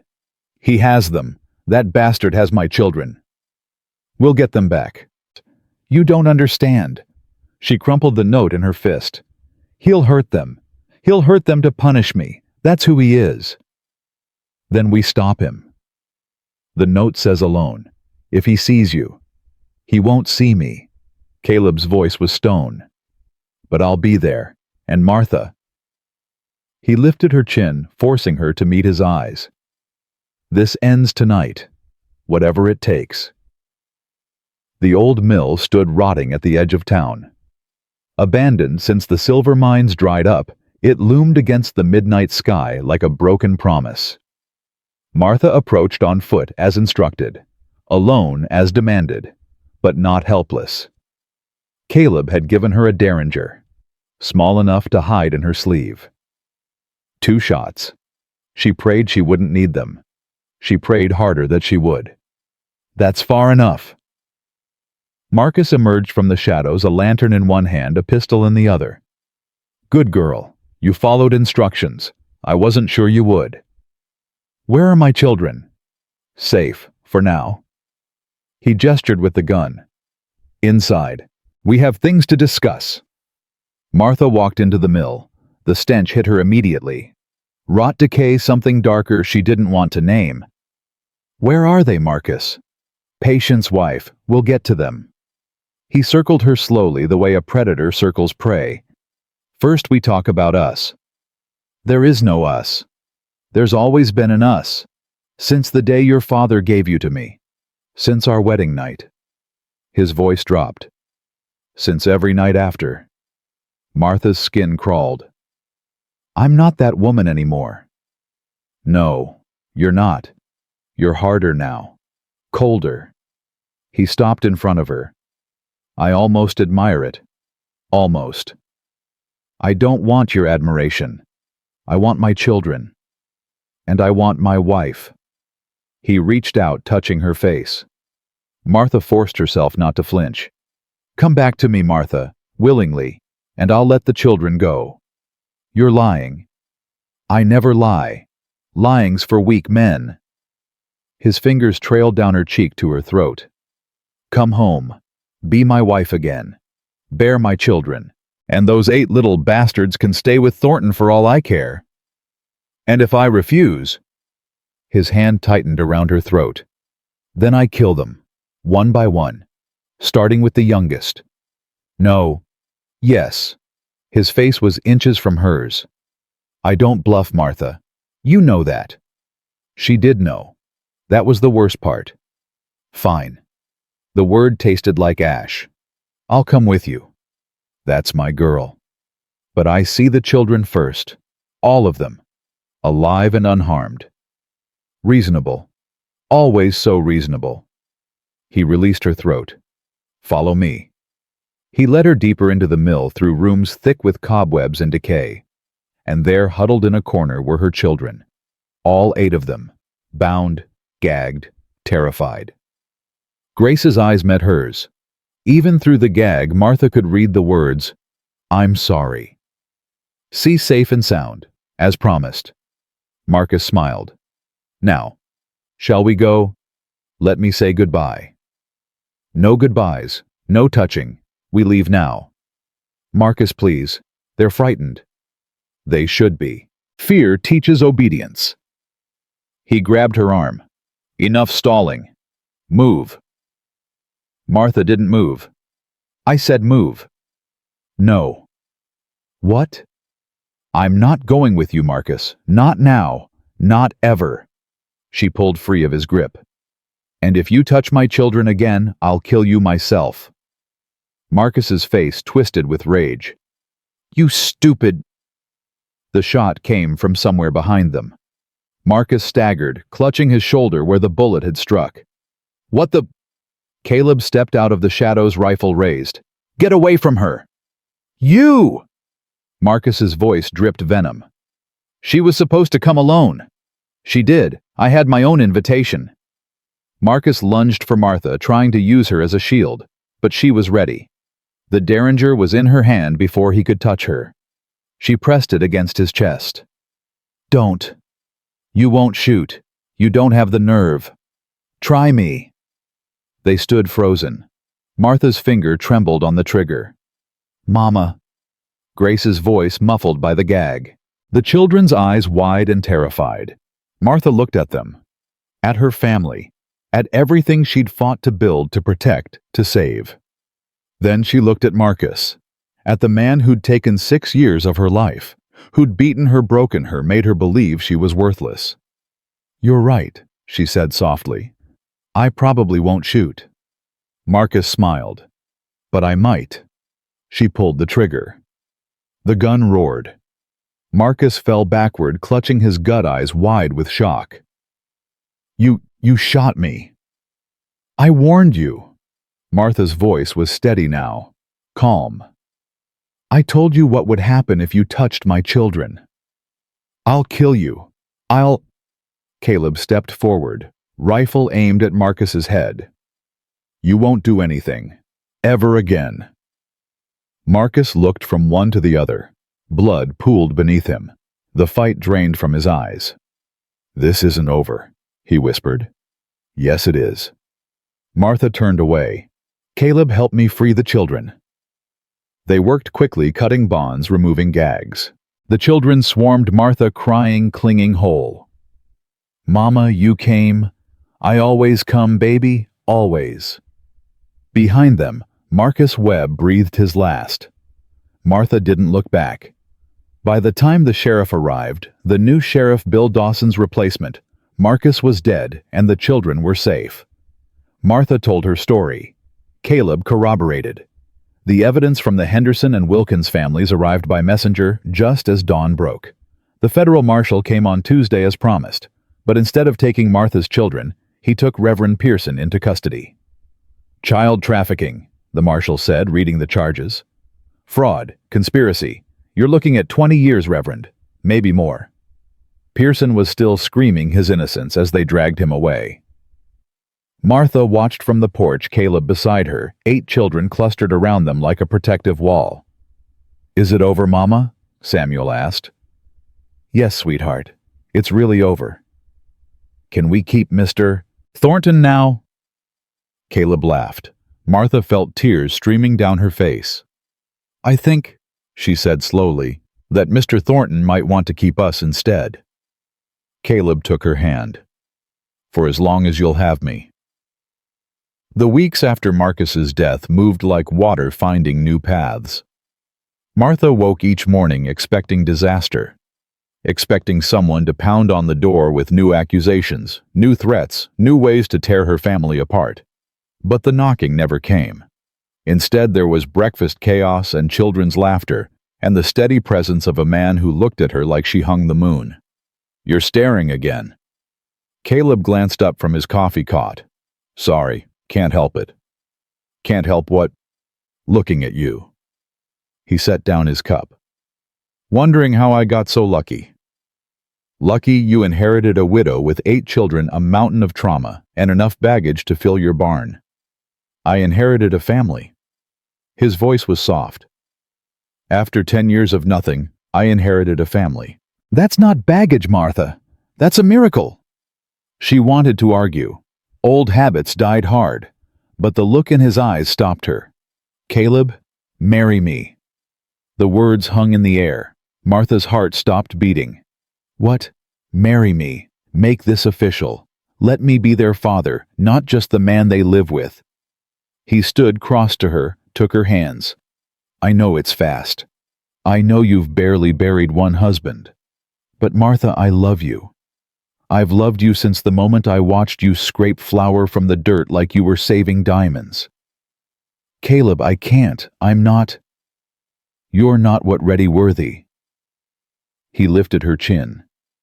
"You're the strongest woman I've ever met. You've survived things that would have broken anyone else. And you're standing here still fighting, still loving, still hoping. I killed my husband. You saved your children. The law might not see it that way. The law's already spoken. Self-defense, justified homicide. The marshal signed off himself." Caleb's grip tightened. "There's nothing standing between us anymore, Martha. Nothing except fear. I am afraid. So am I. Terrified."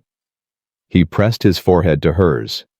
"But I'd rather be terrified with you than safe without you." Martha closed her eyes. Let herself feel what she'd been fighting since the day they met. Hope, trust, love. Ask me again. Will you marry me, Martha Holloway? Yes. The kiss that followed was unlike anything she'd experienced. Not claiming, not taking, just giving two broken people choosing to build something new. Finally! They sprang apart. Grace stood in the doorway, grinning wider than Martha had ever seen. Grace, how long have you been standing there? Long enough. The little ones owe me a week of chores. You bet on this. Everyone bet on this, Mama, even Miguel.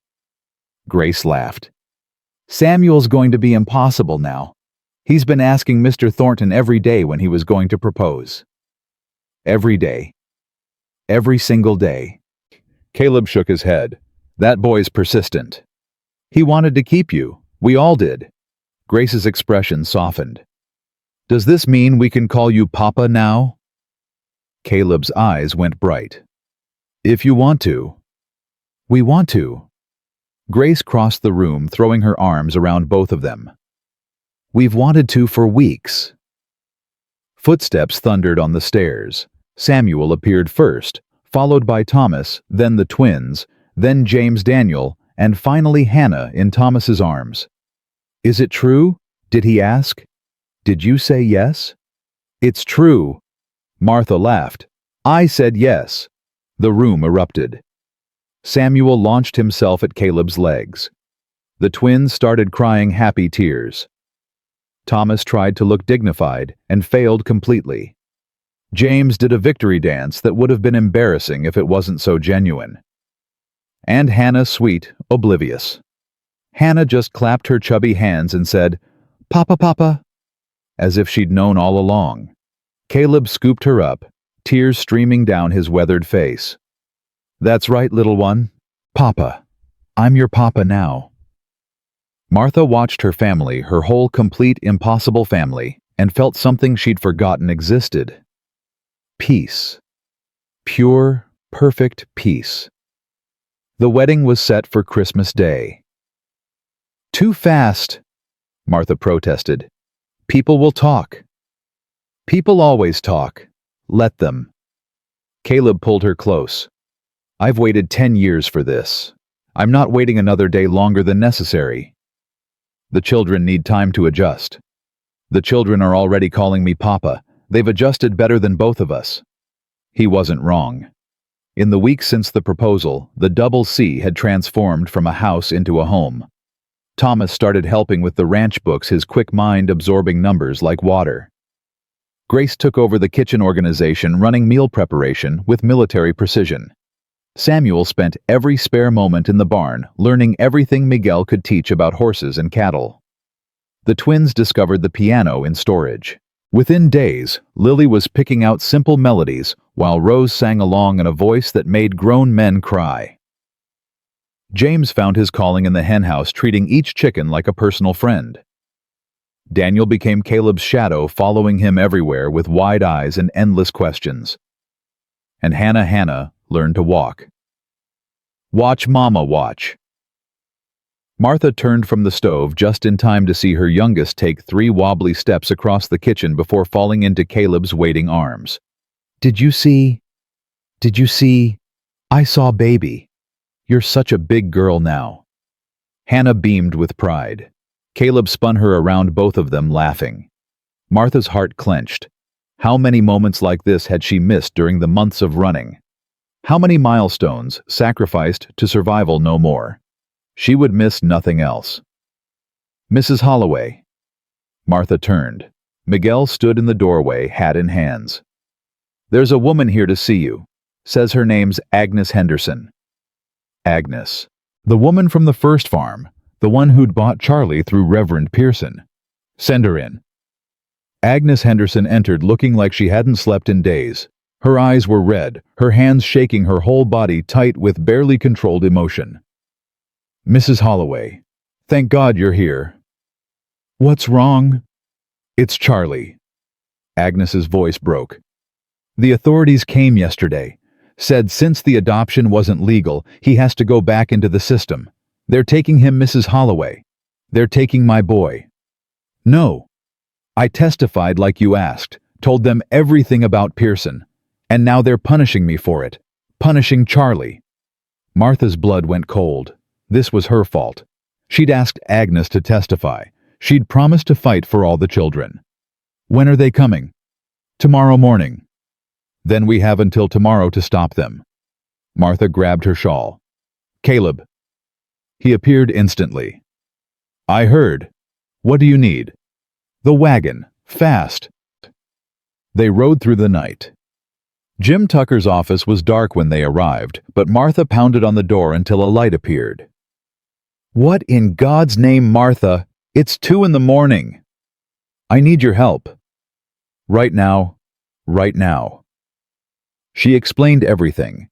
Agnes's testimony, Charlie's seizure, the authorities using proper procedure to tear apart a loving family. Jim listened in silence. When she finished, he rubbed his eyes. The law's clear. Those adoptions weren't legal. The children technically belong to the state until proper proceedings can be completed. But Agnes loves that boy. She's the only mother he knows. Love doesn't hold up in court. Then what does? Jim was quiet for a long moment. Adoption does. Legal, proper, by-the-book adoption. He stood moving to his filing cabinet. If Agnes and her husband want to adopt Charlie legally, I can start the paperwork tonight. Emergency filing. Fast-tracked through the territorial court. Can you do that? I can try. He pulled out a stack of forms. But Martha, there are 9 children affected by Pearson's operation. Charlie's just one. If the authorities go after him, they'll go after all of them. Then we file for all of them. That's dozens of petitions, hundreds of hours of work. Name your price. It's not about money. It's about time. We'd need weeks, maybe months. We don't have months. Agnes's people are coming tomorrow. Jim stared at her. Martha stared back. Please, Jim. These families didn't know. They thought they were doing the right thing. They love these children.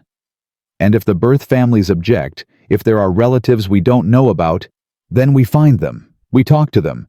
We do whatever it takes. Jim sighed. Long, deep. The sigh of a man who knew he was about to do something crazy. All right.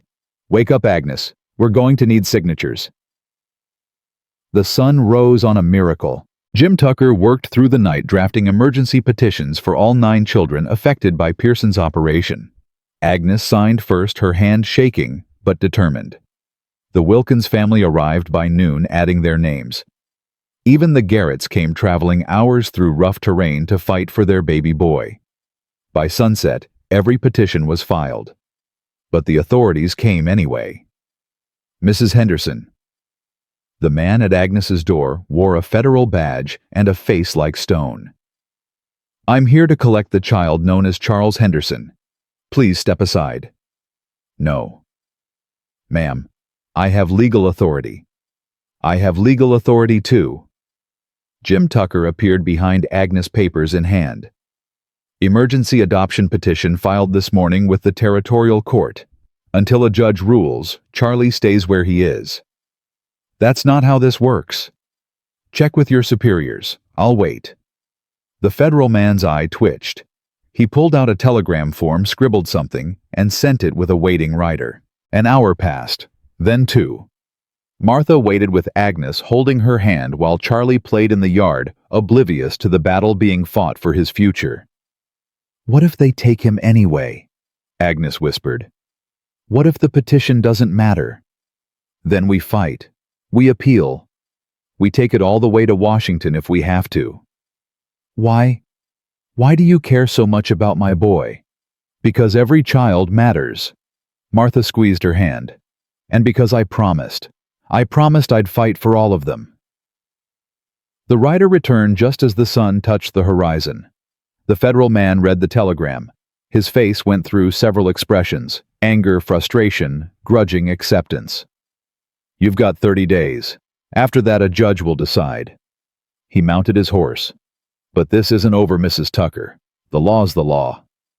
The law's also justice. Remember that. He rode away. Agnes collapsed into Martha's arms, sobbing. "Thank you. Thank you. Thank you." "Don't thank me yet. We've got 30 days to make sure this sticks." "I don't care. 30 days is 30 days more than I had this morning."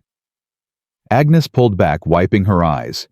"You saved my son, Martha. I'll never forget that." "I didn't save anyone. We all saved him. Together." She meant it. That was the real miracle. Not one person fighting alone. All of them fighting together. Christmas Eve arrived wrapped in snow. The double C had never looked more alive. Candles in every window. Greenery on every mantel. A tree in the parlor so tall it brushed the ceiling, decorated with ornaments the children had made themselves. "Mama, is it time yet?"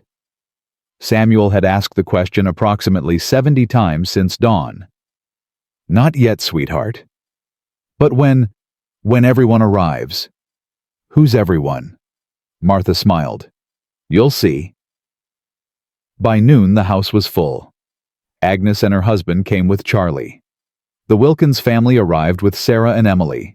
The Garretts brought baby Michael, now crawling everywhere and getting into everything. Miguel's family came, his wife Maria, their 3 children, his elderly mother who insisted on helping in the kitchen despite Martha's protests. Jim Tucker arrived with his wife.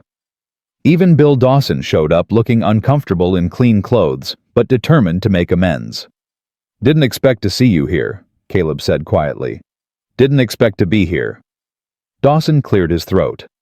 "But I figured, after everything, maybe it's time to start over, if you'll have me." Caleb considered him for a long moment. Then he extended his hand. "Welcome to our home, Bill." They shook. Something old and broken began to heal. At sunset, Reverend Thomas, the new reverend, brought in from California to replace Pearson, gathered everyone in the parlor. "Dearly beloved, we are gathered here today to witness the union of Caleb Thornton and Martha Holloway in holy matrimony." Martha stood in a white dress that Grace had secretly sewn over the past weeks. Simple, elegant, perfect. Caleb wore his best suit, the one he'd married Rachel in 20 years ago. He'd hesitated about wearing it, worried about ghosts and old grief. But Martha had touched his face and said, "She'd want you to be happy. Wear it for both of us." So he did. "Do you, Caleb, take this woman to be your lawfully wedded wife, to have and to hold from this day forward, for better or for worse, for richer or for poorer, in sickness and in health, until death do you part?" "I do." "And do you, Martha, take this man to be your lawfully wedded husband, to have and to hold from this day forward, for better or for worse, for richer or for poorer, in sickness and in health, until death do you part?" Martha looked at Caleb, at the man who'd found her at her lowest and loved her anyway, who'd fought for her children like they were his own, who'd given her something she'd stopped believing in, hope. "I do. Then by the power vested in me by God and the territory of Nevada, I now pronounce you husband and wife." Reverend Thomas smiled. "You may kiss the bride." Caleb kissed her. The room erupted in cheers, and for the first time in her life, Martha Holloway, Martha Thornton, now felt completely, perfectly, impossibly whole. Speech, speech. The reception had moved to the barn, transformed for the occasion into a dance hall. Tables groaned with food. A fiddler played in the corner. Children ran everywhere, drunk on sugar and excitement. Caleb stood reluctantly, glass raised. "I'm not much for speeches. You all know that." He cleared his throat. "But I've got something to say, so listen up." The room fell quiet. 10 years ago, I lost everything. My wife, my child, my hope. I spent the next decade building walls so high I couldn't see over them. Told myself I was fine. Told myself I didn't need anyone. He looked at Martha. I was wrong. I needed someone. I just didn't know it until she showed up on my doorstep with 8 children and more courage than anyone I've ever met. Martha's eyes filled with tears. This woman, my wife, she taught me something I'd forgotten. That family isn't about blood. It's about choice. It's about showing up when things get hard. It's about fighting for the people you love, even when you're scared, even when the odds are against you. He raised his glass higher. To Martha, who gave me back everything I thought I'd lost, and to our children, all 8 of them, who filled this house with noise and chaos and more joy than I knew was possible. To Martha and the children. The room echoed. But I'm not done. Caleb reached into his pocket. There's one more thing. Something I've been waiting for the right moment to do. He pulled out a stack of papers. These are adoption certificates. Legal binding, permanent. As of today, every single one of you, Grace Thomas, Samuel Lily, Rose, James, Daniel, and Hannah, are officially, legally, forever my children, my heirs, my family. Silence. Then Samuel burst into tears. Papa, really? Really, son? Really and truly and permanently? The boy launched himself across the room, nearly knocking Caleb over. The other children followed, piling on in a massive, tearful, joyful heap. Martha watched through her own tears, unable to speak, unable to breathe, unable to do anything but witness the miracle unfolding before her. There's more, Caleb said when the chaos settled. For all of you who came here today with children in legal limbo, check your stockings tomorrow morning. You might find something interesting. Jim Tucker caught Martha's eye and nodded. 30 days of emergency petitions. Hundreds of hours of work. But they'd done it. Every single adoption finalized. Every single family made permanent. Christmas Day. The best gift any of them had ever received. Spring came like a promise finally kept. The snow melted.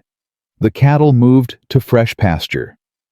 The children started school in town, a proper school with desks and books and a teacher who didn't care about scandals or rumors or the complicated ways families could be made. Martha stood on the porch one morning watching them go.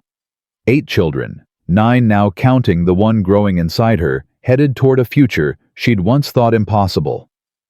You're glowing. Caleb joined her, coffee in hand. I'm pregnant. I'm supposed to glow. You were glowing before that. He pulled her close. You've been glowing since Christmas. I'm happy. For the first time in my life, I'm actually happy. Took you long enough. Took us long enough. They watched until the children disappeared over the ridge. Do you ever think about it? Martha asked quietly. The way things could have gone. Sometimes. In the dark hours when the mind plays tricks, Caleb sipped his coffee.